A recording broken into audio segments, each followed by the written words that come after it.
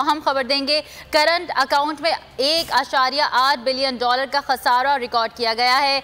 शेरी रहमान ने ट्वीट किया है जिसमें उन्होंने लिखा कि गैर मुल्की सरमायाकारी में 29% कमी वाक़ई हुई है। हुकूमत सारा साल करंट अकाउंट और FDI में बेहतरी क्यों बताती रही? तेल की कम कीमत और कम दरामद की वजह से करंट अकाउंट में बेहतरी आई।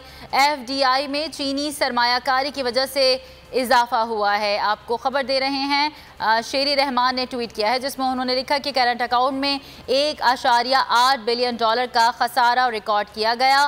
गैर मुल्की सरमायाकारी में 29% कमी वाक़ई हुई है। शेरी रहमान ने मजीद लिखा कि हुकूमत सारा साल करंट अकाउंट और FDI में बेहतरी क्यों बताती रही? तेल की कम कीमत और कम दरामद की वजह से करंट अकाउंट में बेहतरी आई। FDI में चीनी सरमायाकारी की वजह से इजाफा हुआ।